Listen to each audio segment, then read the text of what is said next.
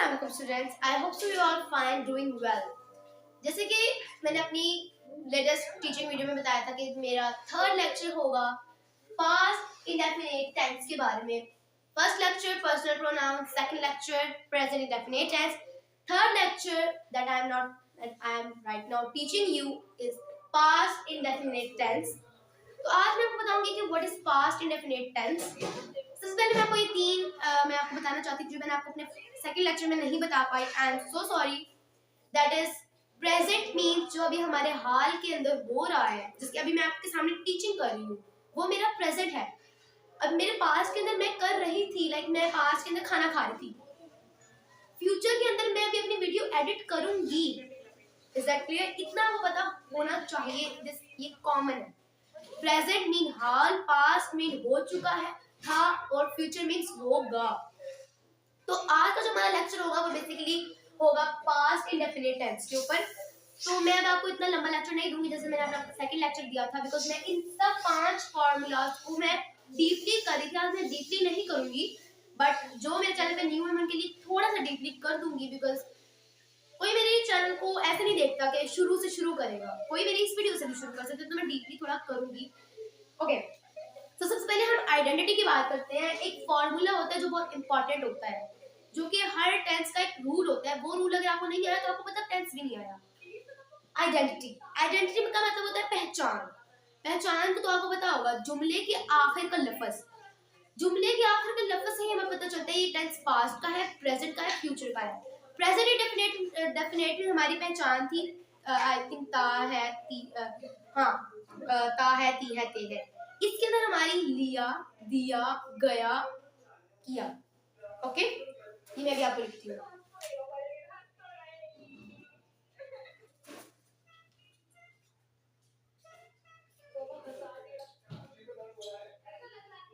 I am sorry अगर आपको मेरी राइटिंग नहीं समझ आ रही. In past the identity is लिया, दिया, गया, किया. अब मैं अगर आपको कुछ थोड़ा सा एक्सप्लेन कर दूं, इसी लिया, दिया, गया के साथ है लग जाए, दिया है, दिया है, किया है, वो बन जाएगा पास्ट परफेक्ट टेंस. मैं अभी आपने इसको कंफ्यूज नहीं होना इसलिए मैं इसको रेज कर रही हूँ, बट ये आप कंफ्यूज हो जाओगे कि जो लिया है सिंगल है वो पास्ट है, जो लिया है वो पास्ट परफेक्ट है. इसको आपने अपने माइंड में हमेशा रखना है. ये बहुत ज्यादा कंफ्यूजन पैदा कर सकता है. ओके, इधर तक क्लियर है सबको? Helping verb. अब हम हेल्पिंग वर्ब की बात करते हैं. हेल्पिंग वर्ब वो होता है जो एक लाइक जुमले को बयान करता है कि वो कहाँ है, वो क्या कर रहा है. For example, he was coming, वो आ रहा था. ही इज कमिंग, वो आ रहा है. एक वर्ड जो हेल्पिंग वर्ब है उसने सारे जुमले को तब्दील कर देता है. इतनी बात आपको याद रखनी है, मैंने अपने पहले में भी बताया था. इसके अंदर जो हमारे पास हेल्पिंग वर्ब होता है वो पास्ट के प्रेजेंट के अंदर, लाइक पास्ट के पॉजिटिव टेंस के ऊपर होता है निल, नहीं लगता. वो नेगेटिव एंड इंट्रोगेटिव में लगेगा, जैसे कि हमारा प्रेजेंट में लगा था, प्रेजेंट डेफिनेट में. वर्ब फॉर्म ऑफ वर्ब इसके साथ लगती है सेकंड फॉर्म. अब ये एक वाहिद टेंस है जिसके अंदर सेकंड फॉर्म यूज होती है. अगर ये टेंस ना होता तो मे बी सेकंड फॉर्म होती ना. ये वाहिद टेंस है जिसके अंदर सेकंड फॉर्म यूज होती है, वो भी सिर्फ पॉजिटिव में, जो कि अभी मैं आपको आगे जाके एक्सप्लेन करूंगी. सिर्फ ये वाहिद टेंस है. अगर ये टेंस ना होता तो मतलब ये सेकंड फॉर्म भी ना होती, एंड आपको सेकंड फॉर्म जरूर आना चाहिए. ओके, अब आई थिंक इसको भी हम छोड़ देते हैं, ये हम बाद में सॉल्व करेंगे. अभी इतना हमारे लिए क्लियर हो चुका है. अब हम अपने पेज नंबर 2 में पहुंचते हैं जो है एग्जांपल्स का. ओके, मैंने अपना काम मुकम्मल किया. एंड पे क्या है? किया. व्हाट? किया है तो मतलब क्या? अगर किया आ गया एंड पे तो क्या है? पास्ट इंडेफिनिट टेंस है. इसका पॉजिटिव तो बहुत आसान है. I completed. ED means second form of verb. I complete. Complete is a first form. ED means second form. I completed my work. Done.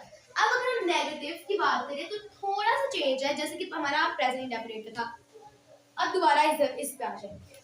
In negative and interrogative we use did, because मैंने आपको बताया था अगर हमें negative में change करना है, interrogative में भी चेंज करना है, तो हमें कोई हेल्पिंग वर्ब चाहिए होता है जो कि हमें इंट्रोगेटिव में पहले लगाना होता है एंड नेगेटिव में हमारे वर्ब के पहले लगाना होता है। ठीक है, इसमें तो हेल्पिंग वर्ब निल है, तो क्या करेंगे, अपने आप से डालेंगे। जो हम डालेंगे डिड, अपने आप से ही डाल देना, जो अभी बताया जा रहा है वही डालना है, डिड। हम डिड को लगाएंगे विद फर्स्ट फॉर्म। अब ये थोड़ा कंफ्यूजन है, मैं आपको क्लियर करती हूँ। अब देखो, पहले मैं आपको जरा कंप्लीट करके दिखाती हूँ। आई